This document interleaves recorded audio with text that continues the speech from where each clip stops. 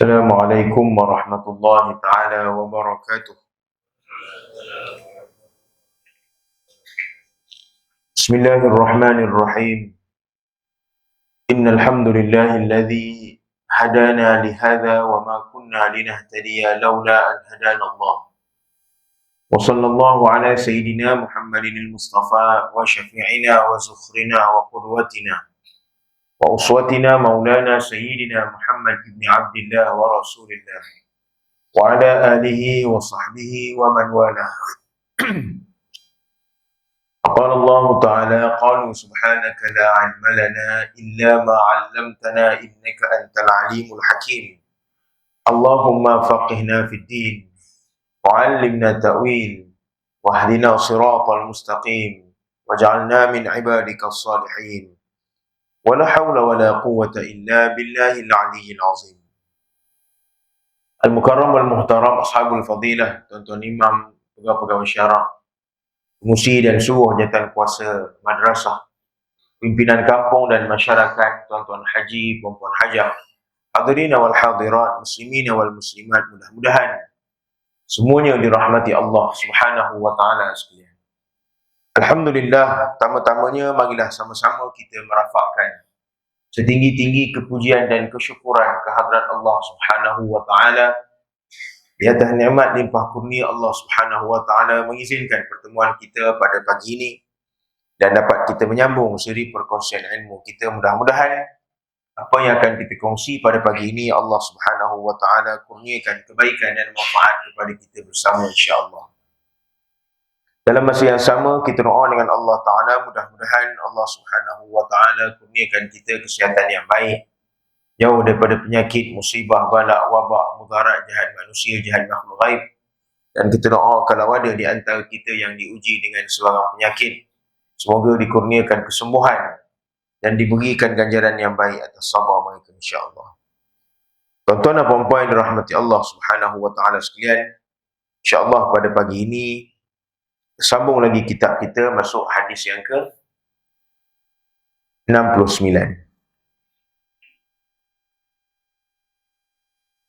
Salat sunat selepas berwuduk. An Uqbah bin Amir radhiyallahu anhu 'an Nabi sallallahu alaihi wasallam qala: Ma min muslim yatawadda fayuhsinu wudu'ahu thumma yaqumu fayusalli rak'ataini muqbilun 'alaihima biqalbihi wajhihi ila wajabat lahul jannah. Artinya daripada Sayyidina Uqbah bin Amir radhiyallahu anhu, Nabi sallallahu alaihi wasallam bersabda yang bermaksud, tidaklah seorang muslim yang berwuduk dengan cara yang baik lalu mendirikan salat 2 rakaat sambil melakukan kedua-dua perbuatan ini dengan hati yang khusyuk dan berpuatakan merendah diri, melainkan wajib syurga baginya. Kata Nabi SAW, cerita tentang orang ataupun tuntutan kita mengambil wuduk. Kata Nabi SAW,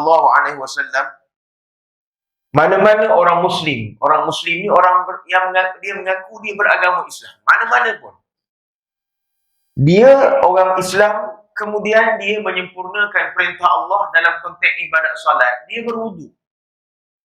Berwuduk ni bukan perkara yang susah, perkara yang mudah.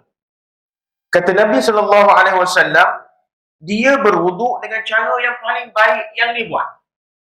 Maksud dia apa tuan-tuan, cara yang paling baik itu? Dalam cara yang paling baik itu maknanya bukan hanya dia mengetahui bagaimana cara mengambil wuduk.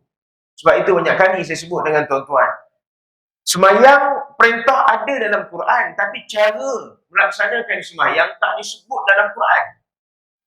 Tuan-tuan tengoklah dalam Quran itu, surah bi surah, tengok daripada satu surah ke satu surah, ataupun kalimah bil kalimah, satu perkataan kepada satu perkataan, ataupun harfin bi harfin, daripada satu huruf kepada satu huruf. Kita akan menjumpai perintah sembahyang, tetapi takkan jumpa sama sekali bagaimana cara sembahyang. Tak jumpa. Perintah ada, cara tak ada. Tak ada cara. Kalau orang kata dia belajar sembahyang melalui Al-Quran, maka orang ni mengarut. Sama ada dia baca Quran yang tak betul, ataupun memang dia silap ikut mana tak tahu, tak faham. Dia teka-teka je makna dia. Al-Quran tidak menceritakan bagaimana pelaksanaan sembahyang melalui kaifiatnya, tertibnya bagaimana, tak ada. Tetapi cara sembahyang kita perolehi dan kita ketahui daripada hadis-hadis Nabi SAW. Berbeza dengan satu lagi ibadat yang perlu dibuat, yang menjadi sah ibadat sembahyang, iaitu wudu. Syarat sah sembahyang ni ada beberapa. Ada beberapa kan. Orang semua tahu rukun sembahyang ada 13. Ya tak? Orang tahu. Kalau tanya orang rukun sembahyang ada berapa? 13. Syarat sah sembahyang ada berapa? Langsung jam. Sebab pagi mungkin sejuk. Tak keluar lagi idea tu. Tak apa kita faham yang tu. Ada beberapa syarat sah sembahyang. Antara dia, mesti berwuduk. Salah satunya, mempunyai wuduk. Maknanya ada wuduk. Lagi? Beza, itu syarat wajib sembahyang. Syarat sah. Yang dengan perkara itu, sembahyang jadi sah. Lagi sebut lagi dua cukup lah. Mesti tahu masa waktu. Contoh sembahyang subuh, siap sembahyang subuh dengan bacaan yang panjang, wirid yang panjang, tiba-tiba orang berwazan. Rupa jam kita salah. Selalu jam lambat, tapi rumah kita jam cepat 2 jam. Contohnya.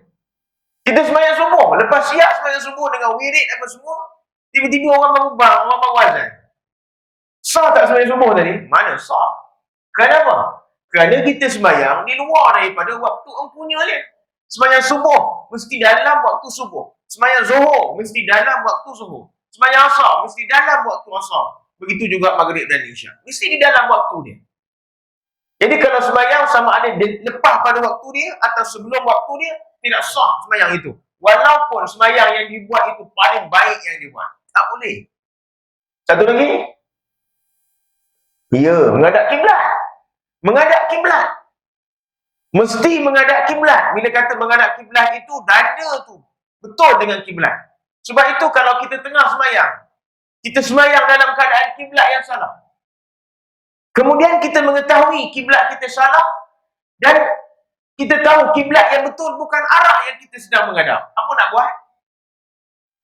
Maka dia perlu dalam sembahyang itu tanpa membatalkan sembahyang, maka dia perlu beralih ke arah kiblat yang betul.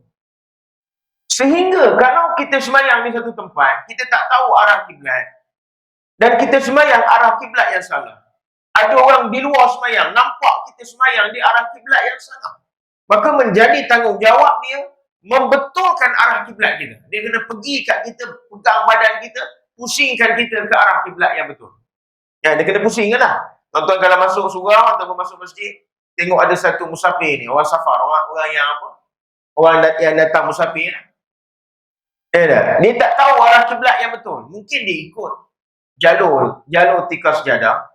Tapi mutakhir ni tuan-tuan, banyak juga masjid-masjid yang dah ada tikar sejadah melalui jalur-jalur ni, tapi bila diukur semula arah kiblat dia tak betul.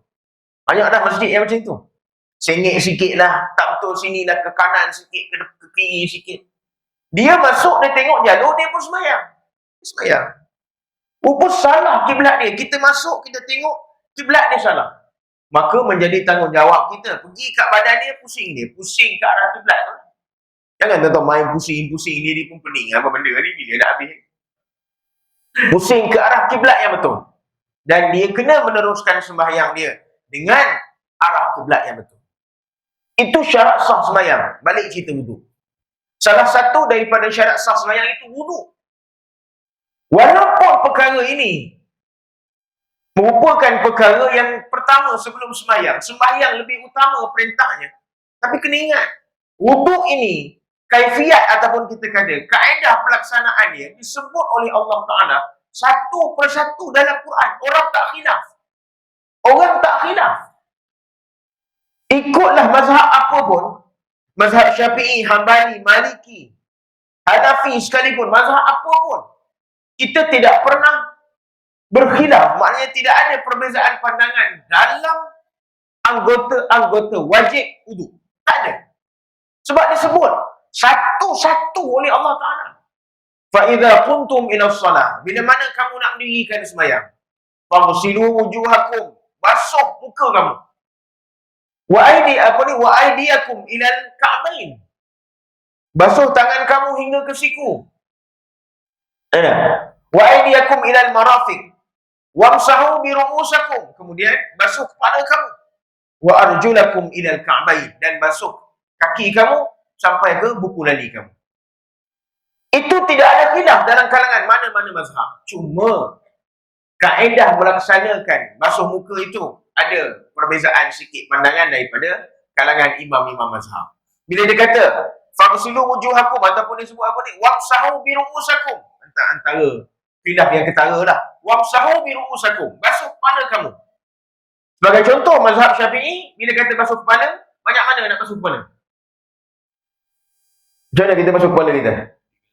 Sekurang-kurang 3 helai rambut mesti basah dengan perbuatan itu. Berbeza dengan mazhab lain, sebagai contoh Hambali atau Hanafi atau Maliki, yang mereka bila kata wamsahu biru'usakum, basuh kepala, satu kepala kena basuh. Beza. Baik itu kalau tengok foreigner yang datang sembahyang di tempat kita, kadang-kadang dia ambil wuduk, dia basuh kepala tu banyak. Kerana dia memegang mazhab asal dia. Jadi ikut mazhab dia, kalau basuh 3 helai rambut tak sah wuduk, mesti basuh seluruh kepala. Kalau ikut mazhab Syafi'i, sekurang-kurang 3 helai rambut. Maka itu kaedah kita boleh khilaf, tapi cara tak boleh khilaf. Itu satu. Ilmu mesti ada ketika mana ambil wuduk, mesti ada ilmu. Kemudian dia kata apa? Cara baik itu bagaimana? Itulah yang disebut, bila dah tahu bagaimana cara ambil wuduk dengan ilmu yang kita ada, buat dengan cara yang paling tertib, cara yang paling sopan. Masa ambil wuduk, jauhkan diri daripada perkara-perkara yang menghilangkan khusyuk wuduk. Sebab itu saya banyak kali sebut dengan tuan-tuan, kita dituntut untuk melaksanakan sembahyang dengan khusyuk. Tapi kena ingat, sembahyang nak khusyuk ni tuan-tuan, dia mesti bermula dengan wuduk yang khusyuk. Dia tak jadi kalau wuduk kita huru-hara, kita mengharapkan sembahyang kita jadi khusyuk. Dia tak boleh. Dia mesti mula dengan wuduk yang khusyuk. Maksud dia apa? Wuduk khusyuk ni tuan-tuan, kita fokus dengan ibadat kita ketika mana ambil wuduk itu. Mesti fokus. Jangan terganggu dengan perkara-perkara yang lain. Ada orang ambil wuduk, sembang dengan orang sebelah. Itu biasa kita tengok orang buat. Sembang, relax, cakap telefon pun boleh kadang-kadang. Masa buka paip ambil wuduk tanya, pergi kenuri tadi tengah hari tadi, tak payah cerita pasal kenuri tu. Ini ibadat. Ini ibadat. Sebab itu ulama nak datangkan khusyuk ketika mengambil wuduk. Ada beberapa ulama yang mengajar kita doa-doa setiap kali perbuatan mengambil wuduk itu. Walaupun itu bukan syariat asal, tapi ada ulama mengajar kita. Nak khusyuk, nak fokus ketika ambil wuduk, ada doa-doanya. Basuh muka. Sebut ketika mana anggota tangan kita ambil, tak ada air sapu ke muka, ratakan air ke muka. Ulama kata apa? Dalam hati mesti doa, ya Allah, jauhkanlah muka aku daripada api neraka. Ada doa-doa begitu. Kenapa disyaratkan dengan doa-doa yang begitu? Supaya kita khusyuk ketika mana mengambil wuduk kita.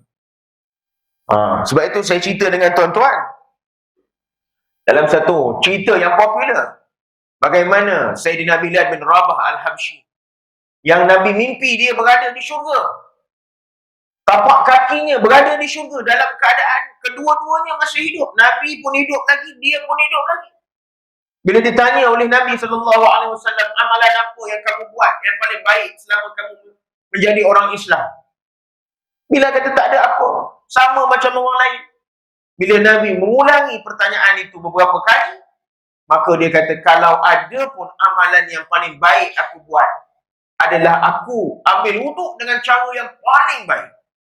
Nabi kata benar, amalan itulah yang menyebabkan kamu diangkat oleh Allah Ta'ala ke syurga. Amalan itu tuan-tuan, ambil wuduk.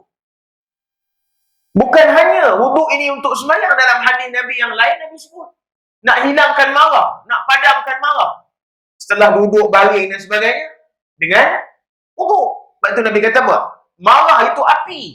Api dipadamkan dengan sejuknya air. Maka ketika itu nampak betapa pentingnya wuduk itu. Selepas dia ambil wuduk dengan cara yang paling baik. Satu lagi nak sebut. Jangan membazir.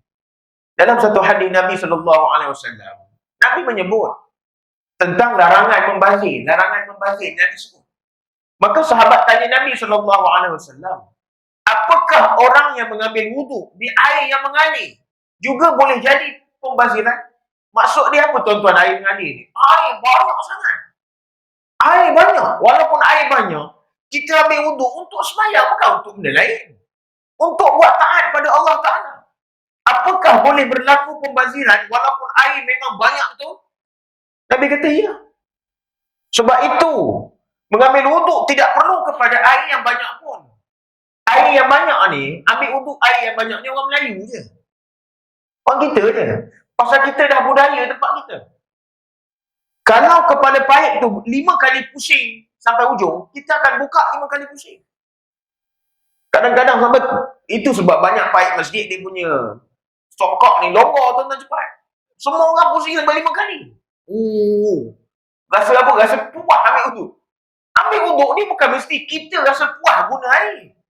Ambil wuduk adalah kita puas menyempurnakan wuduk itu dengan cara yang paling baik. Bukan dengan banyaknya ambil air itu. Tak. Sebab itu saya kadang-kadang selalu saya sebut dengan tuan-tuan. Kita kadang-kadang kita ketawa pada diri kita sendiri pun kita ketawa. Jangan cerita ketawa kat orang. Ketawa kat diri kita sendiri.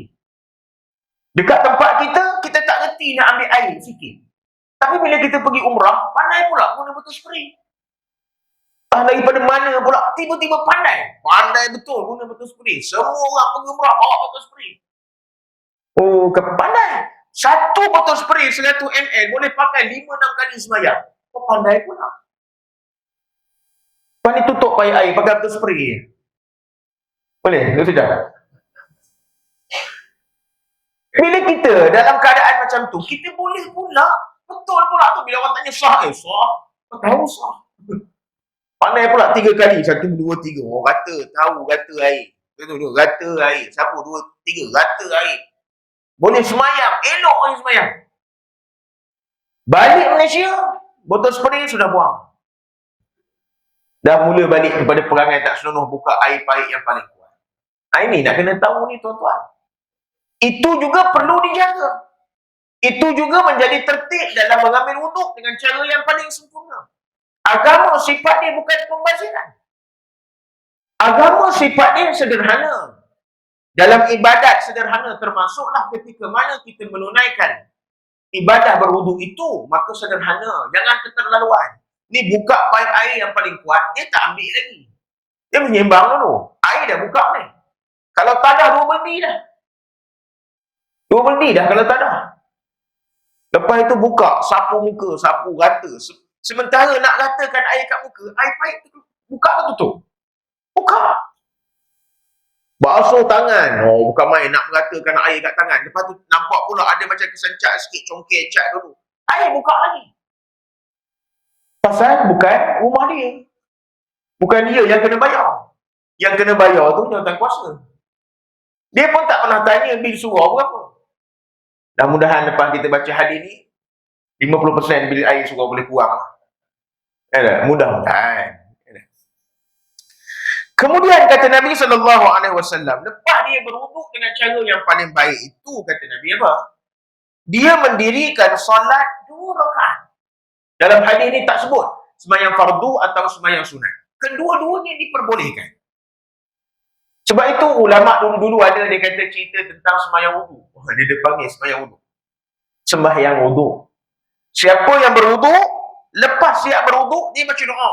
Hadis yang kita baca bulan lepas, tuntutan membaca doa selepas berwuduk kan. Asyhadu an la ilaha illallah wa anna Muhammadan abdullahi wa rasuluh. Dia baca doa itu je dalam keadaan dia menghadap kiblat. Dia boleh masuk syurga ikut mana-mana pintu yang ia kehendaki. Waktu dia tuan-tuan. Dia sembahyang sunat 2 rakaat. Sembahyang sunat 2 rakaat, tak kira dah sembahyang fardu atau sembahyang sunat. Tetapi kadang-kadang kita berwuduk, kita ada ruang yang panjang untuk sembahyang sunat. Ambil sembahyang sunat 2 rakaat. Sembahyang sunat 2 rakaat, tak kira lah dengan niat sembahyang sunat wuduk ke, sembahyang sunat tahiyatul masjid ke, sembahyang sunat mutlak sahaja ke, no problem. Namanya sembahyang sunat, buat. Tak perlu nak khusus sangat. Oh, ini kena buat. No. Sembahyang sunat bila disuruh buat, kaedah buat sembahyang sunat lah yang paling senang sekali. Orang kita rasa beban bila kata sembahyang sunat ni rasa terbeban sangat. Nak baca soal ni orang kita lah. Dia suka macam itu. Dia mari serabut kepala. Kalau kena sembahyang sunat nak baca surah apa?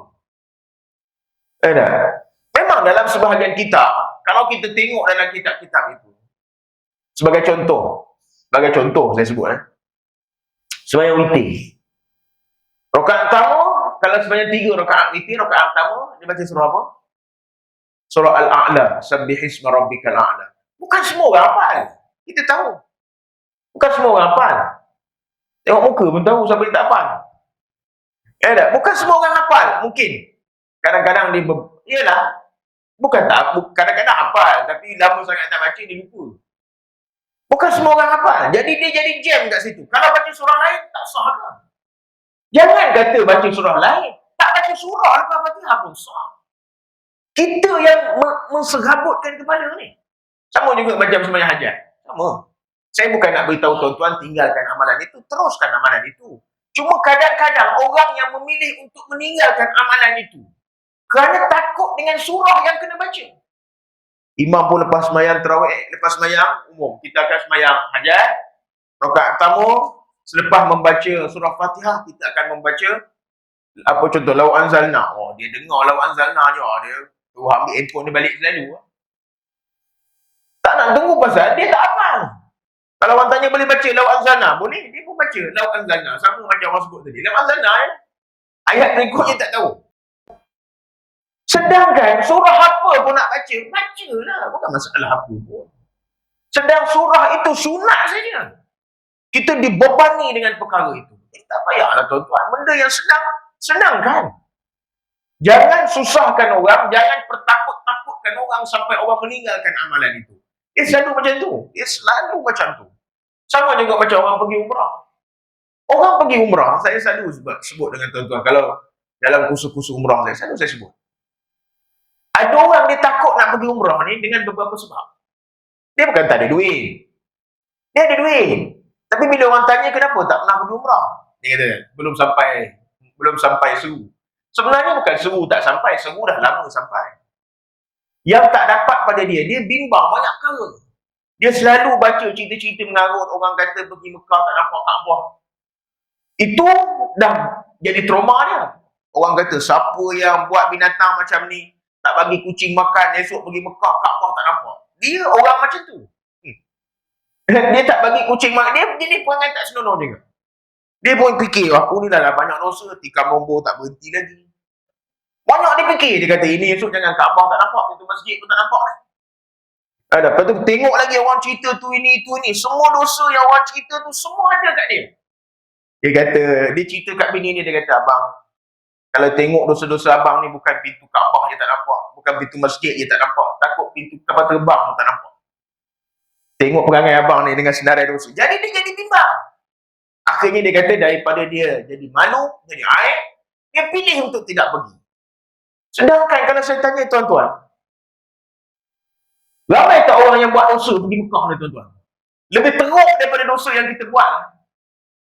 Ada tokoh-tokoh besar yang pergi Mekah, dosa lagi teruk.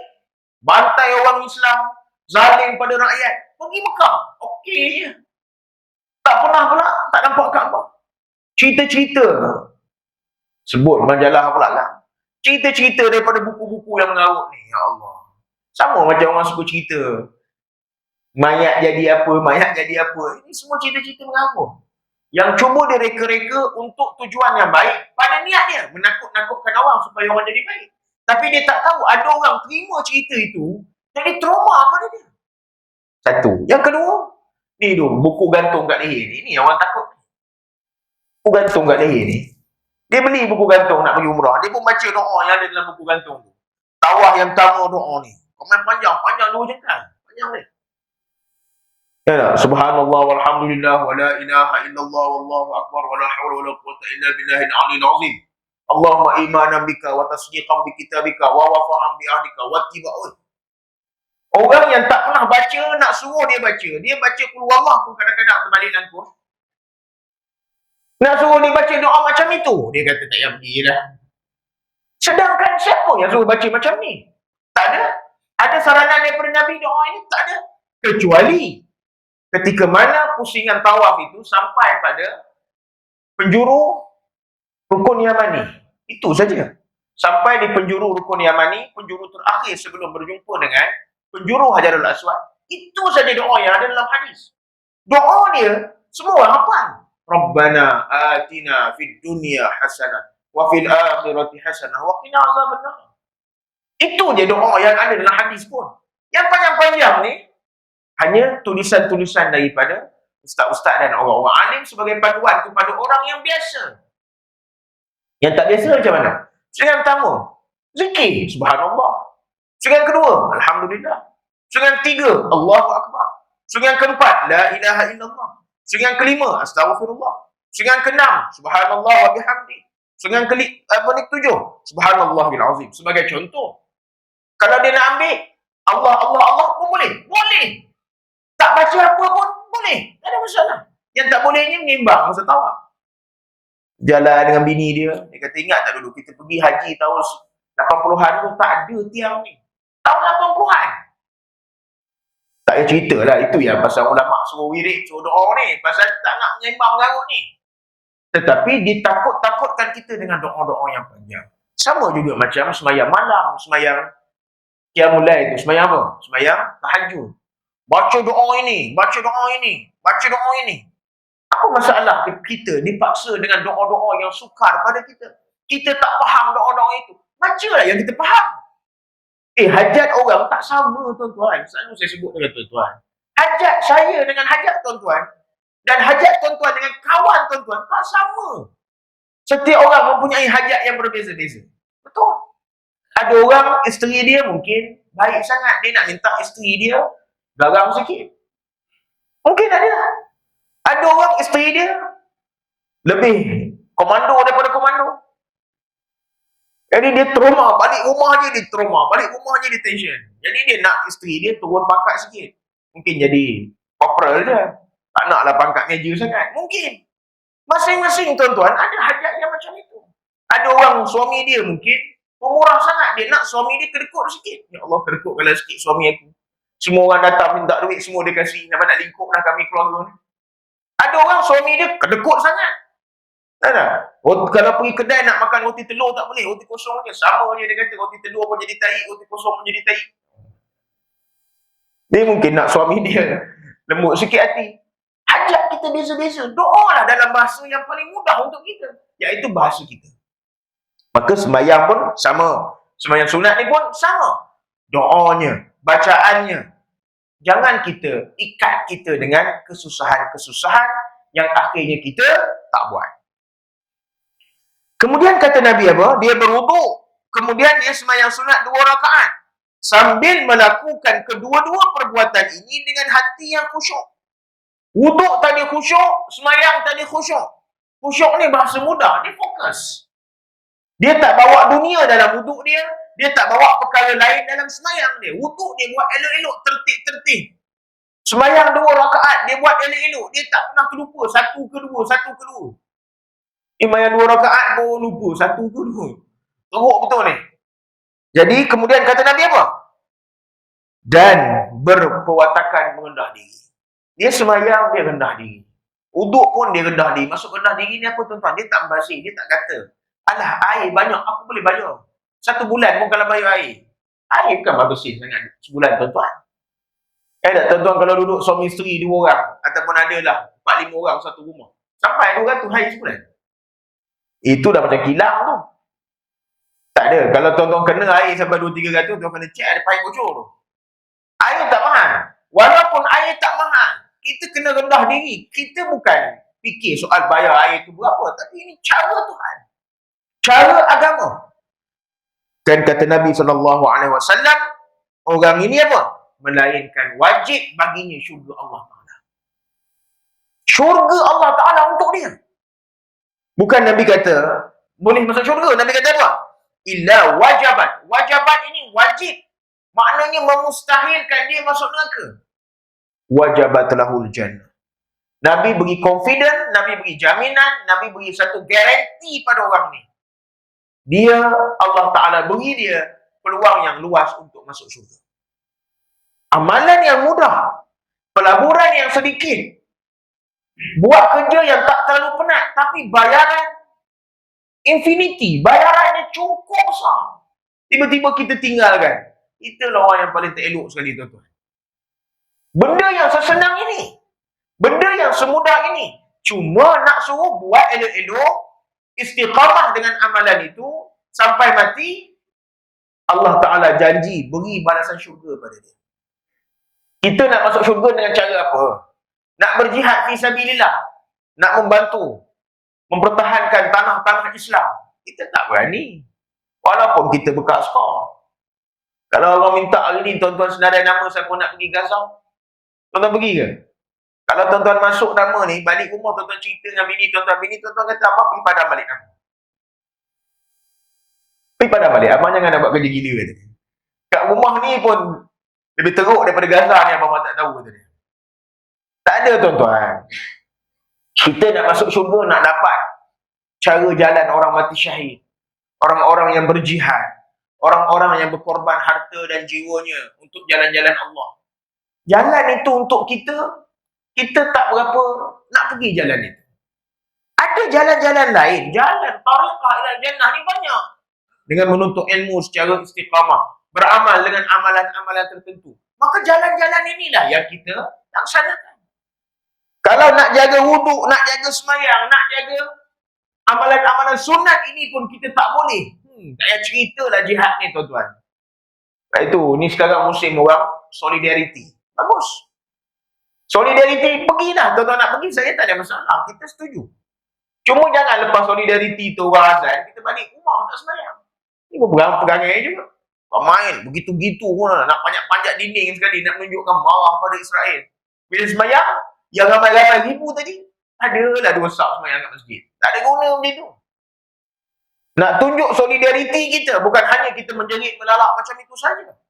Bukan hanya kita protes dengan cara boykot apa, wallahualam lah, macam-macam cara hari ni yang disarankan pada kita. Tapi solidariti melalui doa. Doa penting. Bukan hari tu je doa. Setiap waktu semayang, doa. Kita duduk-duduk kat rumah, baca berita-berita sedih, doa. Itu cara solidariti. Kemudian ada, kita tengok NGO yang mengumpul dana untuk dibawa ke Palestin sebagai contoh, ke Gaza sebagai contoh. Kita hulur, bukan RM10, 200. Baru solidariti. Beli maflar tu pun dah dekat RM30. Ni beli maflar ni. Orang pakai kat leher tu kan. Palestin, we stand with Palestine. Oh, kan main. Kalau hulur tabung saudara, RM1. Itu gantung kat rumah. Yang maflar tu kita pakai kat rumah. Yang penting duit nak sampai sana tu. Kalau beli tu RM30, derma RM300. Tahu betul. Ini tak ada. Beli baju sampai RM50-60 nak menunjuk sokongan Palestin. Baju dia pakai, bukan orang Palestin pakai. Yang dana ni nak beli baju kat orang Palestin. Itu yang penting. Jika ada pula orang marah saya ni. Tak nak suruh tuan-tuan derma banyak-banyak. Supaya kita jalan-jalan tu banyak. Sini jalan ibadat, sini jalan ibadat. Maka jalan-jalan ini kita lalui semuanya. Hadis 70. Tempat yang disukai dan dibenci oleh Allah. An Abi Hurairah radhiyallahu anhu, anin Nabi sallallahu alaihi wasallam qala, ahabbul bilad ila Allah masajiduha wa abghadul biladi ila Allah aswaquha. Itu dia. Daripada Abu Hurairah radhiyallahu anhu, Nabi sallallahu alaihi wasallam bersabda yang bermaksud, tempat yang paling disukai oleh Allah ialah masjid. Tempat yang paling dibenci oleh Allah ialah pasar. Kata Nabi apa? Tempat yang paling Allah suka tu masjid. Tempat yang paling Allah Ta'ala benci, pasar. Pasar ni bukan pasar ikannya. Bukan pasar sayur ni, tuan-tuan. Kita faham pasar tu tempat jual lauk. Tak kira lah pasar dalam konteks aswaquha ni tempat jualan. Pasar raya besar. Ada mat-mat yang popular. Ada. Tak kira lah apa mat yang ada pun. Popular ni semua pergi. Sampai hari ni tuan-tuan, istilah yang popular orang guna pada hari ni, dia kata healing. Nak dengar healing? Healing tu apa? Dia nak healing ni penyembuhan, sembuh. Heal ni sembuh. Bila dia stres kerja, dia penat kerja, maka dia perlu kepada healing. Nak hilangkan bebanan, tension, stres kerja, nak hilangkan rasa penat kerja, maka dia pergi healing. Ada orang healing pasal raya. Tengok barang shopping mall tu, tengok harga. Dia tak beli, tapi dia tengok je. Tengok pun dah healing dah. Isteri tuan-tuan macam tu tak? Ke tuan-tuan isteri macam tu? Dia tak beli apa-apa, dia tengok je. Dia pergi Pavilion Kuala Lumpur. Dia tengok jam Patek Philippe. Oi, 45,000. Dia tak beli 45,000 boleh dapat main sebiji. Takkan nak beli jam je. Kita pakai jam 45,000 pun orang kampung tak percaya kita. Dia kata ini beli fake ni, dia tipunya. Orang tak percaya muka kita ni. Pakai jam mahal pun sampai 50-60,000 pun. Tuan-tuan tunjuk kat kampung. Cantik tak? Berapa ribu ni? 50,000. Kita sambung orang aku dah. Orang tak percaya kita.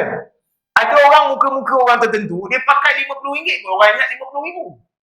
Kita pakai RM50,000, orang kata RM50. Dia healing dengan cara tengok barang, tengok satu-satu, tengok handbag, dompet, RM20,000. Tengok kasut, RM15,000.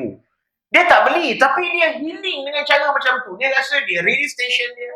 Dia lupa Allah Ta'ala kata, tempat yang paling Tuhan suka masjid.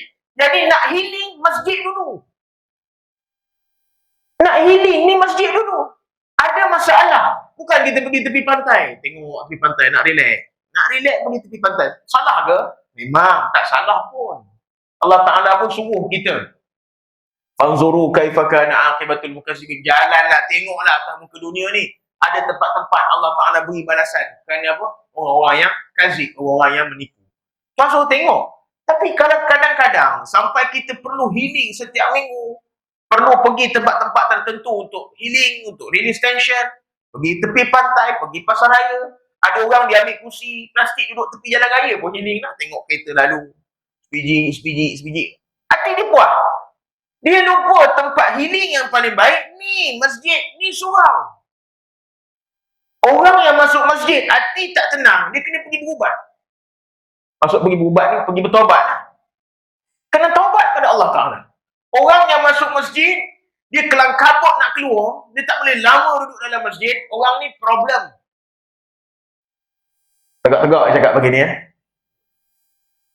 Dia masuk masjid, dia tak boleh duduk lama. Padahal kalau dia kata, tak boleh dah panas masjid ni. Aircon berapa biji ada ni? Kat luar lagi. Tak boleh, dia tak boleh duduk panas. Orang yang panas masuk masjid ni tuan-tuan, tak mahu sebut ayat habis ya. Kena tengok diri dia. Mana boleh? Punya sejuk masjid, punya sejuk surau. Dia tak boleh nak healing ke dalam masjid. Cuma, kita kata apa? Bila masuk masjid, itu waktu kita datang rumah Tuhan. Allah Ta'ala, rumah Tuhan. Tak kira lah masjid ke surau ke. Istilah ni cuma diasingkan di tempat kita lah. Ada masjid, ada surau. Kalau di tanah Arab, semua dipanggil masjid. Kecuali ada bilik-bilik kecil yang dibuat tempat sembahyang, dipanggil musalla. Ada. Tapi tak berapa banyak. Masjid kecil pun dipanggil masjid. Sebab itu kalau tuan-tuan pergi R&R, tengok ada tempat sembahyang, itu pun dipanggil masjid. Maka Nabi kata apa? Tempat yang paling Tuhan suka, masjid. Kalau kita tahu Tuhan suka tempat itu, kita perlu menjadikan tempat itu tempat yang kita suka. Pergi jalan luar negara, pergilah. Pergi sampai ke East Europe. Pergi sampai West Europe. Jalan semua. Dia tanya, ada berapa biji masjid dekat London? Bayar kat hotel. Tak ada niat nak tengok macam mana Islamic Center dia. Tak ada minat hati rasa nak tengok macam mana masjid di tempat-tempat lain. Pergi Turki sebagai contoh. Turki itu tuan-tuan, ada 92,000 masjid. 92,000 masjid. Oh, tak payah cerita lah jemaah ramai macam mana kan. Saya tak nak cerita lah yang tu. Ada yang ramai, ada yang tak ada orang langsung. Tak apalah, tapi nak cerita apa tuan-tuan? Tempat itu tempat yang paling Tuhan suka. Bila kita tahu tempat itu tempat yang paling Tuhan suka, kita ni nak Tuhan suka kita, maka kita pergi tempat yang Tuhan suka. Kita tak ada pilihan. Kita nak Allah Ta'ala suka kita, pasal kita nak selamat pada api neraka. Sebab nak masuk syurga, nak selamat pada api neraka, syarat dia mesti Tuhan suka kita. Suka tu maksudnya redha. Redha tu puas hati. Puas hati tu suka lah. Maka kita kena cari tempat-tempat yang kalau kita pergi, Tuhan suka kita. Kerana kita menyukai tempat yang Tuhan suka. Sebab itu saya pernah sebut dengan tuan-tuan. Dalam hidup kita, dalam pelaksanaan ibadat, jangan fikir kita suka apa. Pertama, fikir apa yang Tuhan suka. Yang kedua, fikir apa yang Nabi suka. Yang Nabi suka itu menjadi kesukaan kita. Yang Allah Ta'ala suka itu menjadi kesukaan kita. Sebagai contoh, puasa. Puasa siapa yang suka lapar-lapar ni tuan-tuan? Kita suka makan. Itu pun satu lagi healing. Itu pun healing juga. Stres aja makan banyak. Bila tanya, kenapa makan banyak? Stres. Semayang banyak? Tak ada. Makan banyak? Okey. Kita tahu Allah Ta'ala suka kepada ibadat puasa. Maka, kita kalau tak boleh puasa, sebagaimana puasa Nabi Daud, sehari puasa, sehari buka. Takkan dalam satu bulan tak boleh ambil 3 hari? Hari-hari yang boleh kita pilih, Isnin Khamis ke? Hari-hari putih ke? Atau ada hari kebesaran yang dituntut berpuasa dalam bulan tersebut? Kita ambil. Bukan kerana kita suka. Kerana Allah Ta'ala suka. Bulan Ramadan. Bulan Ramadan, bulan puasa sepenuhnya. Selalu saya sebut dengan tuan-tuan. Kalau saya tanya tuan-tuan, bulan puasa kita tak makan, betul? Puasa tak makan. Tapi belanja untuk makan, mana tinggi? Bulan puasa ke bulan tak puasa? Semua orang sebut jawapan sama. Orang perempuan je dia kata tak tahu sangat. Sebab kita yang spending our money. Isteri kita dia spending husband's money. Dia membelanjakan duit suami. Tak apalah tanggungjawab kita. Belanja meningkat 1 kali ganda. 1 kali ganda tuan-tuan. Kalau makan berbuka, dia bukan makan kerana lapar itu, tapi dia makan qada. Dia qada yang tengah hari tadi. Dia qada yang minum petang, semua dia bawa satu waktu berbuka. Kita belanja lebih. Sebab itu kadang-kadang ada orang lelaki yang dia trauma dengan puasa. Dia trauma. Sampai Ramadan je dia trauma. Sebab salah kita dalam menyambut Ramadan. Sepatut sambut Ramadan itu, belanja patut jadi lebih nipis. Ini tidak. Kita sambut Ramadan 3 kali ganda belanja kita pada bulan biasa. Tapi Allah Ta'ala suka bulan itu. Nabi suka bulan itu. Kita kena tunjuk kita suka bulan itu.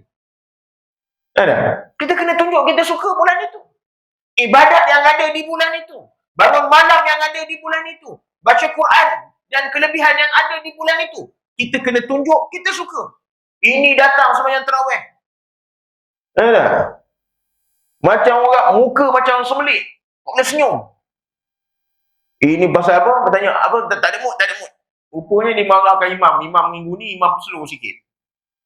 Mana imam yang slow sikit. Dia punya pergerakan slow. Bacaan pun lama sikit. Attention dia. Kita patut kita suka. Lama kita berdiri dalam semayang, mudah-mudahan tak lama kita berdiri pada mahsyar. Kalau kita faham itu, maka ini yang disebut oleh Nabi SAW.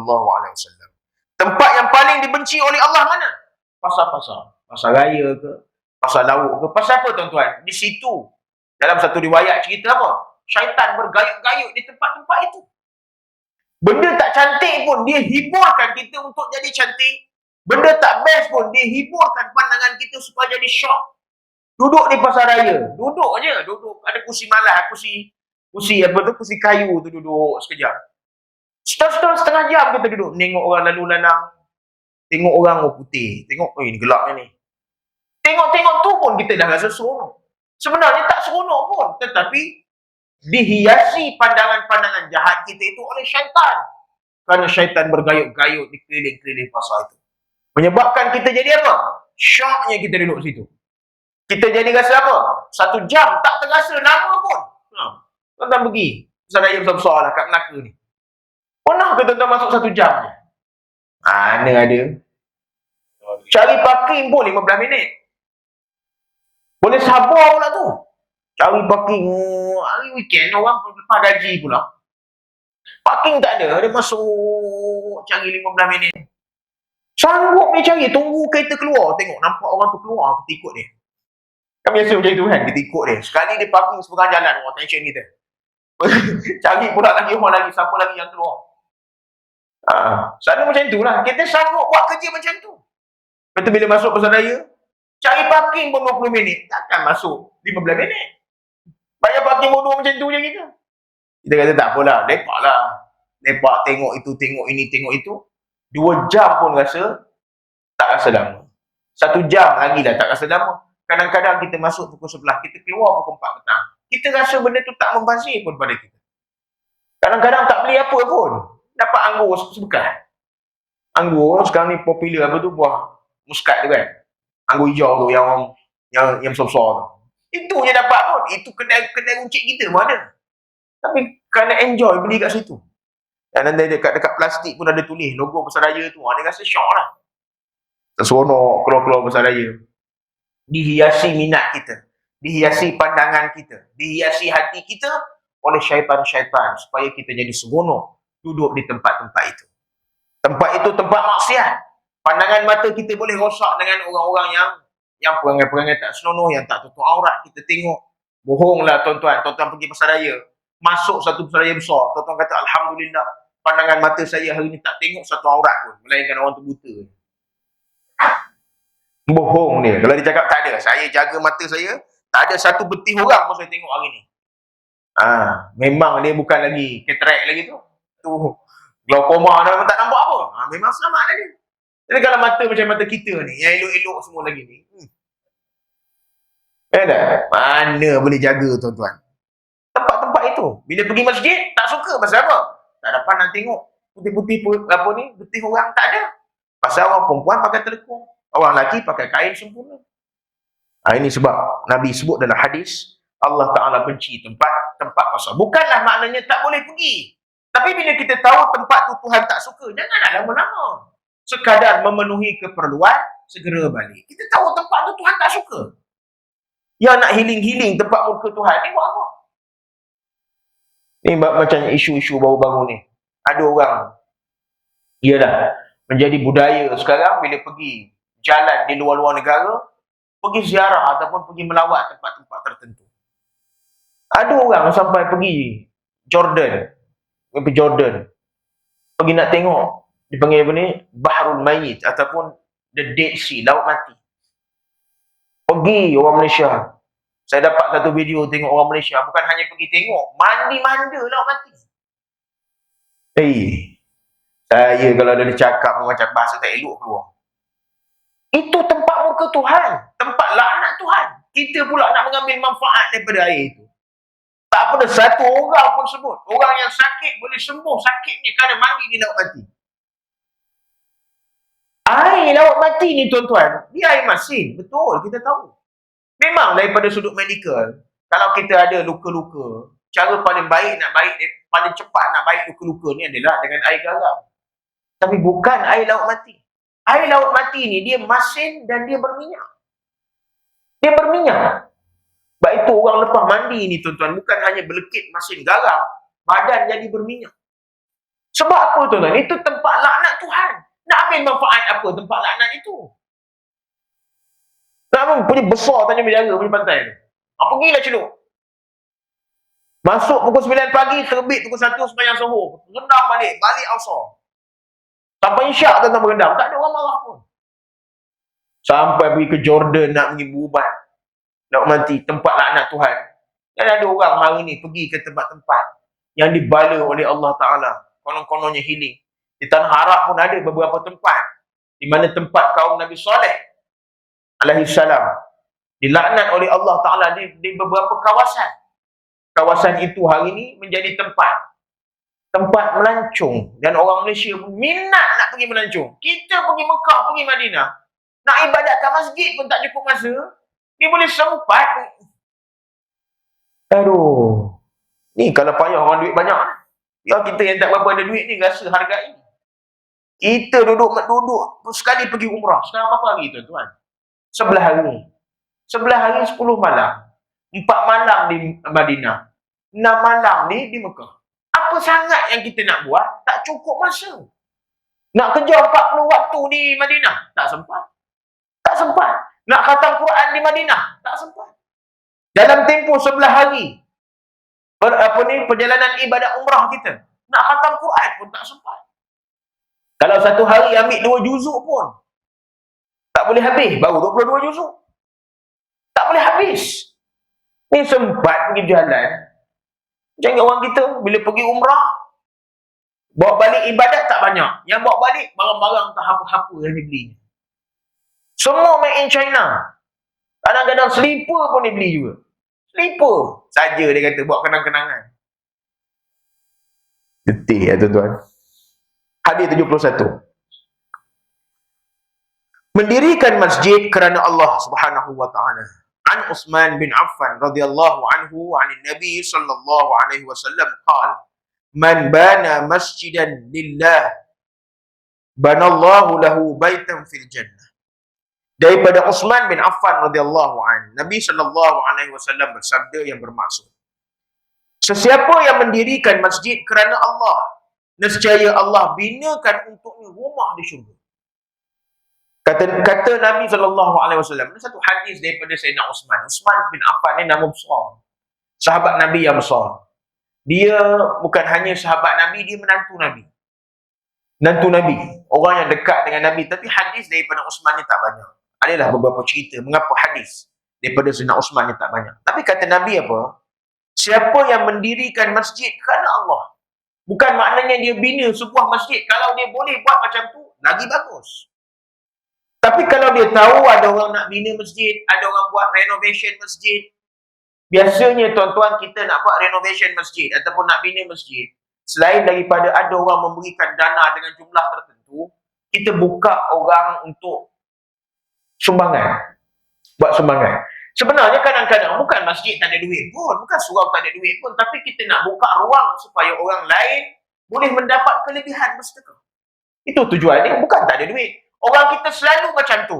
Tu duit masjid banyak-banyak, apa lagi nak minta sedekah dengan orang? No, bukan itu tujuan dia. Kita nak membuka ruang supaya setiap orang ada peluang mendapat pahala. Supaya orang boleh dapat peluang jalan kebajikan. Ini tujuan kita buka. Kata Nabi apa ni? Siapa yang mendirikan masjid, dia tahu ada orang nak renovation masjid.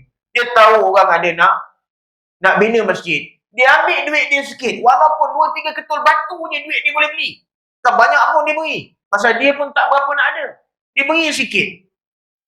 Kata Nabi apa? Pembinaan masjid itu ada duit-duit dia sehingga tertegaknya masjid itu. Kata Nabi apa? Nescaya Allah bina untuknya rumah di syurga. Allah Ta'ala bina rumah untuk dia di syurga. Ini dia tuan-tuan. Kelebihan kita menderma. Ataupun dalam konteks ini, dia dipanggil wakaf. Wakaf. Kita wakaf. Ada orang jual. Bagus. Saya puji tindakan-tindakan begini. Yang jual kaki. Dia lebih mudah macam tu. Ada jual kaki. Sekaki 100 contoh dia. Kita kata, mendas kaki sama 100 ni. Batu apa nak beli ni? Batu daripada syurga ke? Oh, ada orang mulut-mulut jahat macam tu. Tak kisahlah batu tu berapa. Kita bukan jual ikut harga batu. Kita jual ikut harga kaki. Supaya kita boleh jual bilangan yang dana yang kita dapat itu mencukupi. Tak kisahlah bina masjid ke ataupun apa-apa yang menjadi keperluan kepada masjid dan surau. Contoh, bilik mandi mayat contohnya. Sekarang dah menjadi keperluan kepada masjid dan surau. Maka dia nak buat pembinaan itu. Maka kita menjadi salah seorang yang menyumbangnya. Tak banyak, beri sikit. Ada banyak, beri banyak. Sebab itu Allah Ta'ala sebut dalam Quran, dia kata apa? Allah Ta'ala sebut dalam Quran, Ya ayyuhalladzina amanu, la tulhikum amwalukum wa auladukum an zikrillah. Zalikum khairul lakum in kuntum ta'lamun. Wa anfiqu mimma razaqnakum min qabli an ya'ti ahadakumul maut. Wa anfiqu mimma razaqna, dan infaklah dan keluarlah harta yang kami berikan kepada kamu, kata Allah. Dalam konteks sedekah. Wa anfiqu mimma razaqnakum. Ayat berikutnya Tuhan kata apa? Wa anfiqu mimma razaqnakum min qabli an ya'tiya ahadakumul maut. Sebelum sampai kepada saat mati kamu. Tuhan suruh kita keluar duit. Tak payah tinggallah pusaka banyak-banyak sangat tuan-tuan. Buat rebut anak-anak aja. Kalau melainkan ada tanggungan yang masih lagi menjadi tanggungan kita. Tapi masing-masing semua dah kahwin, dah ada rumah tangga masing-masing. Orang tak payah tinggal banyak-banyak. Esok dia buat kenduri kita sekali dua je pun. Hari pertama menangis, hari kedua menangis. Paling lama pun menangis ni pun. Berapa lama? Adalah 3 bulan lah. Paling lama lah pun. Bau minyak wangi tak boleh. Mas itulah paling lama pun. Setahun, nangis lagi ke? Datang kubur je menangis. Dulu kalau orang sebut nama dia Muhammad bin Abdullah, ayah dia nama Abdullah, dengar nama bapak dia je sebab. Itu baru 3 hari niat mati. Kalau dah lama-lama, tak ada apa dah. Okey je. Memang itu sifat manusia pun. Jadi tinggalkan harta yang sekadar perlu saja. Lebih itu untuk apa? Untuk belanja kita. Kita yang kumpul duit, kita yang belanja. Belanja untuk apa? Belanja untuk kehidupan kita yang lebih panjang selepas ini.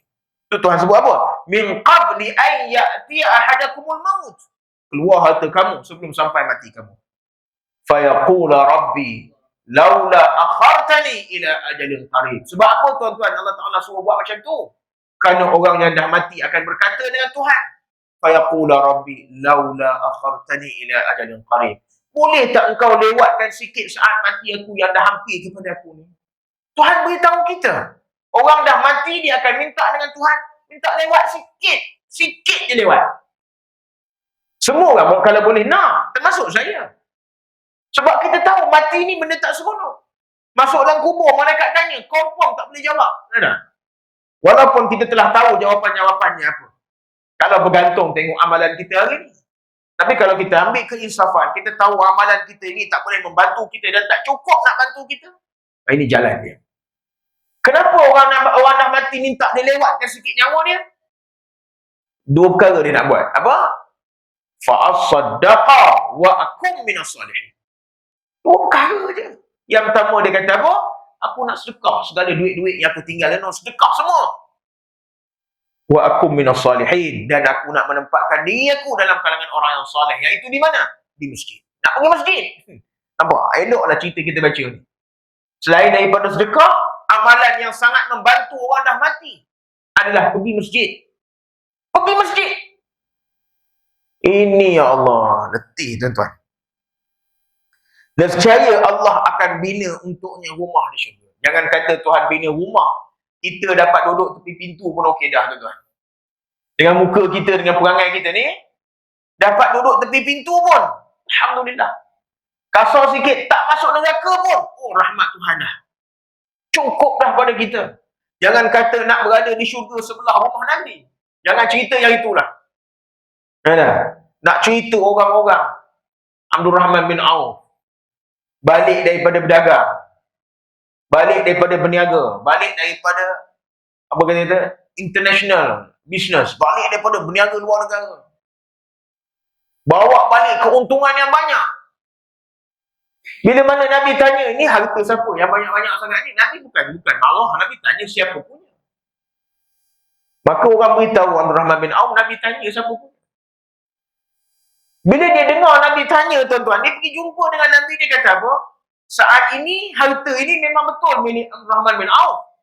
Tetapi selepas aku jumpa dengan kamu ya Rasulullah, ni bukan lagi milik aku, milik Islam semuanya. Mana ada orang berniaga, keluar bawa modal, balik bawa untung, balik rumah tak ada apa, untung hilang, modal pun hilang, ada? Tuan-tuan kalau buat berniaga macam itu, dah lama bini tuan-tuan halau. Dah lama kena halau kita tuan-tuan. Keluar bawa modal. Buat modal. Pergi berniaga, pergi buat kerja dia elok, untung pula. Tapi sampai di rumah, orang tanya, mana untung abang? Tak ada. Modal? Ruyuk. Memang malam tu tuan-tuan ni, bagi tuan-tuan bantal tak bersarung pergi tidur tempat lain je. Rumah pun tak boleh tidur. Mana ada orang berniaga macam tu? Kalau kau tak nak bawa balik untung, modal, bawa balik lah esok nak berniaga lagi. Ini manusia bernama Abdul Rahman bin Auf. Macam itu, patutlah dapat rumah, duduk dekat rumah Nabi. Dan macam kita, nak derma pun buka 5-6 kali bilang. Tengok intai, aduh, duit kecil tak ada. Pasal masuk dalam tabung tak boleh ambil baki. Ada ke? Masuk tabung boleh buka ambil baki. Kalau Tabung tu boleh buka ambil parti dah. Ramai orang buat kerja macam tu. Yang dia duk fikir ni kan nak beli tu, nak beli ni, beli tu, beli ni, beli tu, beli ni. Akhirnya, tolak tabung. Senyum je kat tabung. Jadi tuan-tuan ini, nak dapat masuk syurga, jalannya begini. Maka, kalau kita jarang-jarang kita jumpa orang, jumpa pengusi surau, jumpa imam, ada tak bulan ni yang rasa masjid atau surau perlu apa-apa yang saya nak sumbang? Cuba tuan-tuan buat perangai macam tu. Nampak? Dia bil air masjid. Walaupun bil api masjid, bil api surau. Masjid yang surau yang kena bayar kan? Masjid yang surau yang kena bayar. Cuba tuan-tuan, sekali-sekala jumpa dengan imam, jumpa dengan pengusi, jumpa dengan bendahari. Bagi saya bil air biar saya bayar. Ataupun nampak dia selit bil air tu cepat-cepat capai. Tahu-tahu dah bayar je. Ini dia komplain. 3 bulan tak bayar, duit banyak. Dia komplain ni. Tak ada orang nak rebut bil tu. Kalau dia rasa dia seorang tak boleh, dia cari 2-3 kawan-kawan baik dia. Ni bil air bulan ni 200. Boleh tak kita nak bagi seorang nampak macam berat sikit, kita share. Nah, orang yang tak nak tu pelik lah dia. Mesti dia nak punya. Kita kongsi bayar. Lepas tu kita diamkan. Kita selit balik bil tu kat masjid. Yang resit yang dah bayar tu selit. Jangan tulis nama pula. Sumbangan ini daripada penama-penama berikut. Tak payahlah. Esok kalau bulan depan orang hantar lagi bil kat dia, dia marah pula. Tulislah nama. Tak apa yang tulis nama begini, tuan-tuan. Tengok bil tu dia dah bayar, tuan-tuan pergi bulan depan. Ni, yang bulan depan bayar, bulan ni tolonglah. Dia akal dia. Jadi itu pun salah satu daripada bina masjid juga. Mengimarahkan ataupun kita kata untuk kebaikan dan kebajikan masjid atau surau. Cantik kan tuan-tuan? Macam gitu. Kita betapa nikmatnya kita tuan-tuan dengan adanya masjid surau dalam tempat kita. Tuan-tuan tengok orang Palestin bergadai nyawa untuk mempertahankan masjid mereka. Bergadai nyawa. Tu. Malam tadi serangan dibuat cara besar-besaran melalui darat. Berapa ratus orang dah mati? 500 lebih. Malam tadi saja. Mati terbunuh dan bilangan meningkat. Sangat meningkat. Kerana mempertahankan tanah mereka dan juga mereka mempertahankan masjid mereka. Kita masjid kita tak payah pun nak tahankan. Memang elok pintu terbuka. Pun kita rasa berkira-kira betul. Menimbang-nimbang emosi untuk masjid kita. Untuk surau kita. Maka ini satu tindakan yang kita tidak berapa bersyukur dengan nikmat yang Allah Subhanahu Wa Taala beri pada kita. Sampai masa dia tarik, tuan-tuan, masa tu baru kita tahu bagaimana nikmatnya. Masa PKP tak boleh pergi masjid, tak boleh pergi surau, kan main marah lagi. Sekarang masjid surau buka luas. Yang marah-marah tu batang hidung tak nampak. Jadi inilah perangai kita tuan-tuan. Jadi mudah-mudahan Allah Subhanahu Wa Taala beri kebaikan kepada kita dan kita dilorongkan hati kita untuk menjadi orang-orang yang tidak lokek, lapang hati, senang hati untuk menyumbang dalam apa sahaja kebaikan untuk masjid dan surau kita, insya-Allah. Wallahu a'lam. Kita berhenti dulu setakat ini tuan-tuan. Mudah-mudahan beberapa hadis yang sempat kita kongsi pada pagi ini, Allah Ta'ala kurniakan kebaikan kepada kita. Yang baik semuanya daripada Allah. Yang tidak baik itu kelemahan, kejahilan, kedaifan diri saya sendiri. Aqulu qawli hadha wa nastaghfirullahal azim li wa lakum. A'udzu billahi minasyaitonir rajim. Bismillahirrahmanirrahim. Alhamdulillahi rabbil alamin. Wa bihi nasta'in wassalatu wassalamu ala asyrafil anbiya'i wal mursalin sayyidina Muhammadin wa ala alihi wa sahbihi ajma'in.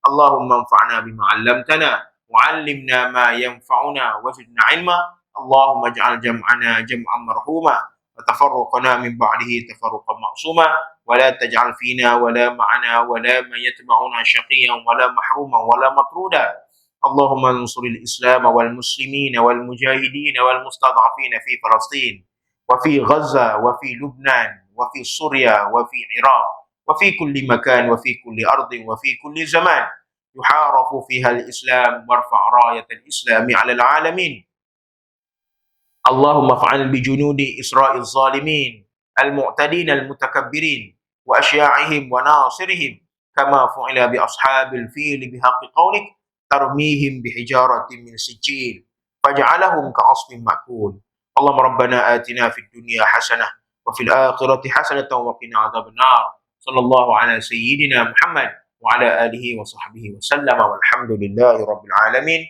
تقبل الله منا ومنكم وبالله التوفيق والهداية Assalamualaikum warahmatullahi taala wabarakatuh.